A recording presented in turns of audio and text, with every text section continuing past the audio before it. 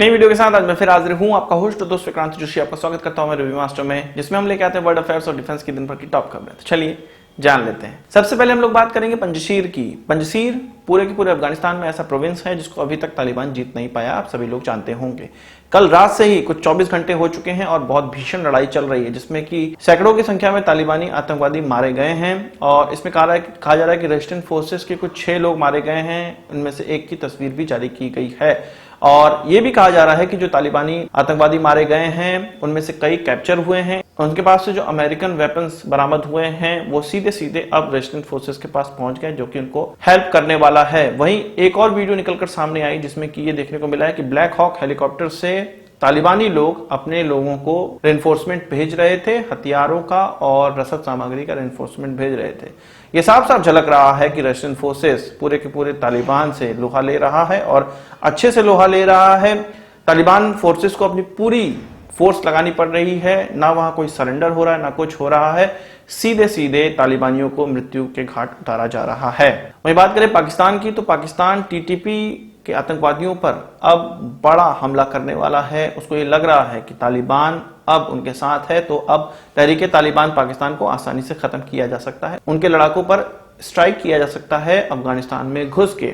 Actual में ये कहा जा रहा है कि पाकिस्तान अब उस दिन का इंतजार कर रहा है जब अफगानिस्तान में नई गवर्नमेंट बन जाएगी और इस गवर्नमेंट के बाद टीटीपी और पाकिस्तान के बीच में नेगोशिएशन होगा और इसमें हेल्प करेगी जो अफगानिस्तान की नई गवर्नमेंट है या तालिबानी गवर्नमेंट। अगर ये जो डील है, ये नेगोशिएशन है, वो नहीं होती है तो पाकिस्तान ने ये सोचा हुआ है कि अफगानिस्तान के अंदर घुस के टीटीपी को मारेंगे। टीटीपी को मारना इतना ज्यादा आसान नहीं है। तालिबान को उसने हेल्प किया है अफगानिस्तान जीतने में और उनके 3 प्रमुख जो टास्क थे जिसको उन्होंने 2007 में लेकर गठन किया गया था, उसमें यह था कि अफगानिस्तान से फॉरेन फोर्सेस को भगाना है, सरिया लॉ जो पख्तून एरिया में है सरिया लॉ वो लगाना है। इसके अलावा पाकिस्तान के जो आर्मी के द्वारा पख्तून एरिया में जितनी भी प्रॉब्लम क्रिएट की जाती हैं वो सब खत्म होनी चाहिए, उनका कोई भी हस्तक्षेप नहीं चाहिए, उनकी जो भी एट्रोसिटीज हैं वो नहीं चाहिए। इन 3 चीजों में से एक कंप्लीट हो चुकी है, 2 बची हुई। तो टीटीपी ये चाहेगा कि नेगोशिएशन में ये 2 को भी कंप्लीट करे, पाकिस्तान ये चाहेगा कि ऐसा ना हो। अगर ये सब चीजें होती हैं, कोई नेगोशिएशन टूटता है तो पाकिस्तान के द्वारा हमला किया जाना है टीटीपी पे और पूरी तरह से पाकिस्तानी फोर्सेस अपने हिसाब से तो वो सोच रही हैं कि तैयार है, पर टर्की जिस प्रकार से हमला करता है उस प्रकार से वो सोच रहे हैं कि दूसरे पे हमला हम लोग कर लेंगे, पर वो ये नहीं जानते हैं कि उनके पास इतने अच्छे इक्विपमेंट नहीं है जितना कि टर्की के पास है। इसके अलावा नाटो का एक्सपीरियंस और हथियार भी नहीं है। तो देखना यह है कि कितने पाकिस्तानी सैनिक मारे जाते हैं अगर इस प्रकार का कोई हमला होता है तो। इसके अलावा वजीरिस्तान में भी टीटीपी के जो लड़ाके हैं वो जुटने लगे हैं। शायद पाकिस्तान को यह पता लग गया हो कि यहां पर लड़ाके जुटने लगे हैं, उनके खिलाफ कोई कार्रवाई कर सकते हैं, या टीटीपी के लड़ाकों को यह पता लग गया होगा कि पाकिस्तानी आर्मी उन पर कोई कार्रवाई कर सकती है, इसलिए यहां पर लड़ाके जुटने लगे हैं। और ये तालिबानी लड़ाके हैं, तालिबानी आतंकवादी, ये पाकिस्तान के लिए बहुत बड़ा घाव देने जा रहे हैं और पाकिस्तान की आर्मी को यह पता है कि ये बहुत बड़ा घाव उनको मिलने वाला। वहीं ताइवान की बात की जाए तो उनके पार्लियामेंट में एक नई रिपोर्ट निकलकर सामने आई है जो कि लीक हुई है या मीडिया तक पहुंची है। उनके द्वारा कहा जा रहा है कि चाइना में इतनी कैपेबिलिटी आ गई है कि वो ताइवान के डिफेंस सिस्टम को पैरालाइज कर सकते हैं।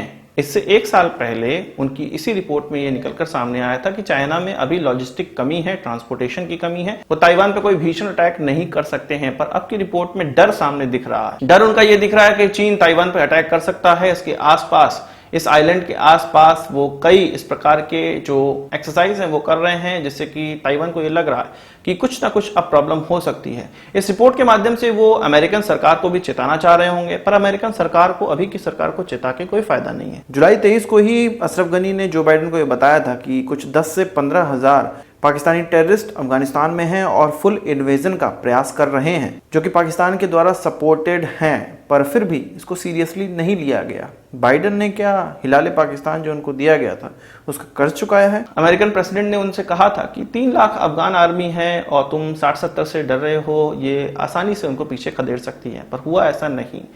अफगानिस्तान की आर्मी ने पूरा का पूरा सरेंडर कर दिया तालिबान के सामने। यहाँ पे साफ साफ देखने को मिल रहा है कि अमेरिका और तालिबान का जो गठबंधन है वहां पर निकलकर सामने आया और अफगानिस्तान की जो अभी की गवर्नमेंट थी वो बेवकूफ बन गई।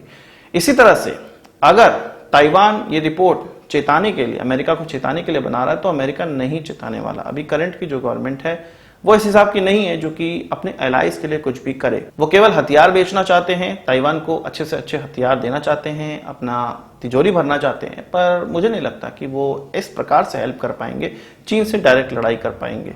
वहीं ताइवान की इसी रिपोर्ट में कहा गया है कि उनके अंदर जो चीनी स्पाइज हैं वो उनके पॉलिटिकल ढांचे, डेमोक्रेटिक ढांचे और ब्यूरोक्रेटिक ढांचे को बिगाड़ सकते हैं। ये सारी चीजें भी वो कर सकते हैं, कम्युनिकेशन भी खराब कर सकते हैं, ताइवान का कम्युनिकेशन भी खराब कर सकते हैं, और इन सभी चीजों से आसानी से ताइवान चीन के हवाले हो जाएगा, ये पैरालाइज हो जाएगा, वो डिफेंस नहीं कर पाएगा चीन के खिलाफ। तो एक बहुत बड़ी चीज ताइवान के रिपोर्ट में निकलकर सामने आई। वहीं कल मैंने आपको बताया था कि कतर में भारत के एम्बेसडर और सपनी गिजई, जो कि तालिबान के एक टॉप मोस्ट लीडर कहे जाते हैं, उनके बीच में मुलाकात हुई। डॉन पत्रिका, जो कि पाकिस्तान का अखबार है, उसके द्वारा अलग ही भाषा का इस्तेमाल किया गया। वो ये कह रहे हैं कि भारत सरकार पर इतना दबाव है, उनके नागरिकों का इतना दबाव है कि उनको इस प्रकार की मीटिंग करनी ही पड़ी। हम कोई दबाव नहीं दे रहे, हम कभी नहीं कह रहे कि तुम कोई मीटिंग करो। उनका यह भी कहना है कि $3 बिलियन लगा हुआ है भारत का, तो इसलिए इतना दबाव बनाया जा रहा है भारत की तरफ से उनकी सरकार पर। ऐसा कुछ नहीं है। $3 बिलियन, लोग बेवकूफ हैं, ये पूरे के पूरे 20 सालों में इन्वेस्ट किया गया। 20 साल में $3 बिलियन, इतना तो हमने वहां से वसूल कर लिया होगा, जो कि कहीं रिपोर्ट में निकलकर सामने नहीं आता है।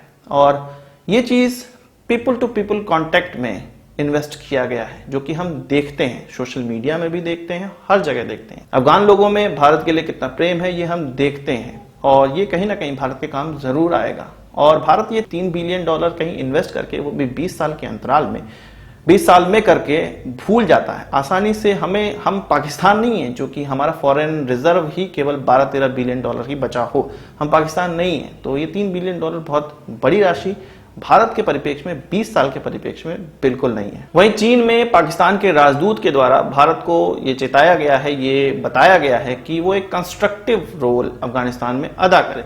उनका ये कहना है कि भारत अभी तक स्पॉइलर का काम कर रहा था। जिस प्रकार से पाकिस्तान, चीन वहां पर अच्छा काम करने जा रहे हैं, रिकंस्ट्रक्शन में हेल्प करने जा रहे हैं, उसी प्रकार से भारत को भी पीस बनाए रखने के लिए, और जो अब अफगान सरकार आएगी या तालिबान सरकार आएगी, उसको बनाने में हेल्प करनी चाहिए, वहां पीस रखने में हेल्प करनी चाहिए। तो ये भारत को सिखाएंगे, भारत को डिप्लोमेसी सिखाएंगे। मैं अभी भी बता रहा हूं, अगर तालिबान की गवर्नमेंट रहती भी है और बहुत ज्यादा समय तक भी रहती है, तो भी भारत का वही स्टेटस अफगानिस्तान में रहेगा जो कि पुरानी अफगान सरकार में था। पाकिस्तान तब भी पिटा है, आगे भी पिटेगा, और पुराने समय में भी पिटता आया ही है। आज की इस वीडियो के लिए बस इतना ही। आशा करता हूं आपको वीडियो पसंद आया होगा, आप उसको बड़ा आंसर जरूर देंगे। इस वीडियो से मुझे सवाल सुझाव कमेंट बॉक्स में जरूर लाइएगा, और यदि आपने हमारे चैनल को सब्सक्राइब नहीं किया उसे भी कर लीजिए, क्योंकि हम इस प्रकार की वीडियो लाते रहते हैं। नमस्कार, थैंक यू, जय हिंद।